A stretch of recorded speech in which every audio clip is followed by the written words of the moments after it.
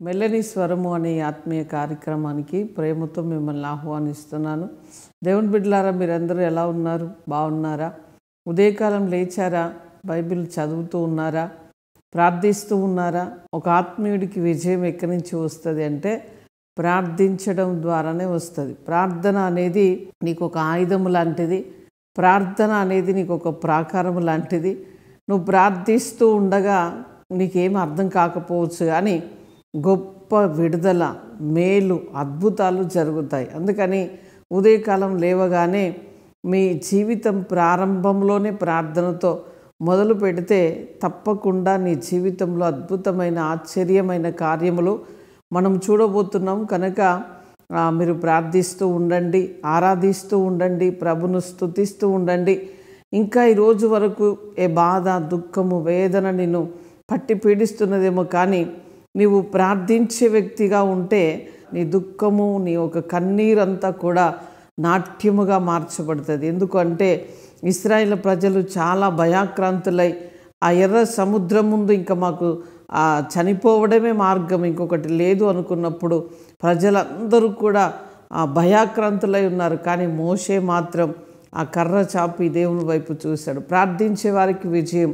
నువ్వు ఒక ప్రార్థించే వ్యక్తివైతే నీ కుటుంబానికి, నీ ఒక సంఘానికి, నీ సమాజానికి నీ ద్వారా గొప్ప కార్యములు జరగబోతున్నాయి. అందుకని దేవుని వైపే చూద్దాం, అలసిపోకుండా ఆయన వైపు చూద్దాం.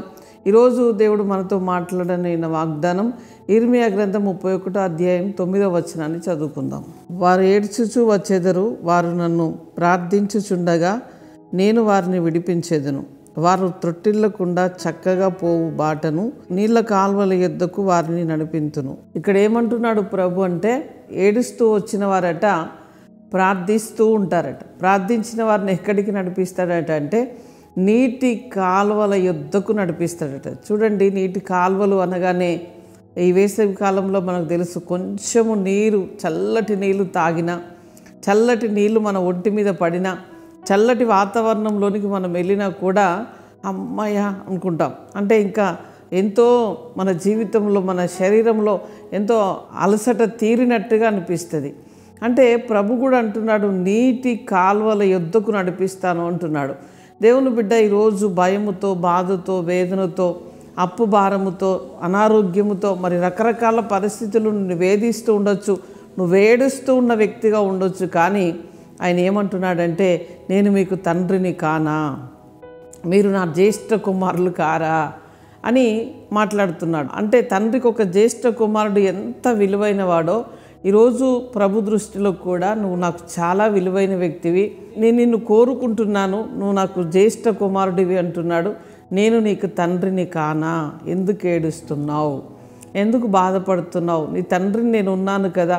మన తండ్రి ఏం చేశాడండి? శిలువ మీద ప్రతీది కూడా నీకోసం త్యాగం చేశాడు.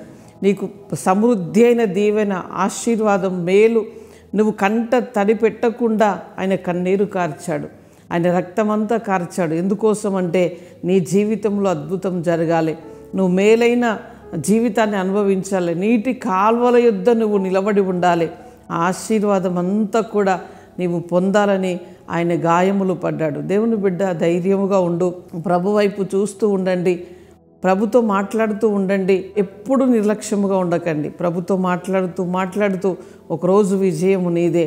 తప్పకుండా మన మధ్యలో దేవుడు కార్యం చేయనున్నాడు. కనుక వాగ్దానాన్ని మరలా చదువుతూ ఉండండి, వాగ్దానం నెత్తిపట్టి ప్రార్థన చేస్తూ ఉండండి, వాగ్దానం ఇతరులకు షేర్ చేస్తూ ఉండండి, మంచి కామెంట్ పెడుతూ ఉండండి. మీరు మేము కలిసి ప్రార్థిస్తుండగా ప్రభు మన మధ్యలో అద్భుతమైన కార్యములు చేయబోతున్నాడు. కనుక ధైర్యముగా ఉండండి, ప్రార్థన చేసుకుందాం. పరిశుద్ధుడా, జీవము కలిగిన మా తండ్రి, స్తోత్రాలు అయ్యా. నీ ప్రియ బిడ్డలు ఎవరు ఏడుస్తూ ఉన్నారో, బాధతో ఉన్నారో, దుఃఖముతో ఉన్నారో, వారి కన్నీరంతా తుడవబడాలి. ప్రభా, ప్రార్థిస్తూ ఉన్న నీ బిడ్డలు నీటి కాల్వల యొద్దకు నడిపించబడాలి. అద్భుతాలు జరగాలి తండ్రిగా వారి జీవితంలో. ప్రభువా ఒక్కొక్కరి అయ్యా జ్యేష్ఠ కుమారునిలాగా ఒక్కొక్క కుటుంబాన్ని ఒక్కొక్క బిడ్డను అయ్యా మీరు ఆశీర్వదించమని ప్రార్థిస్తున్నాం.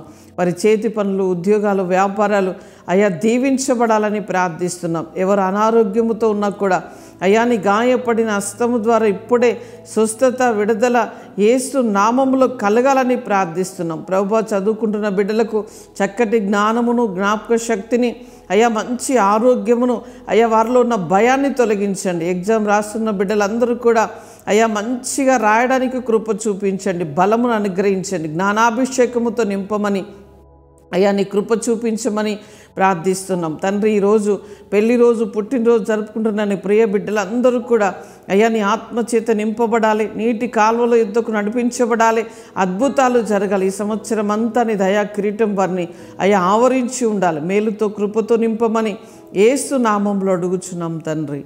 ఆమేన్, ఆమేన్. Praise the Lord. God bless you.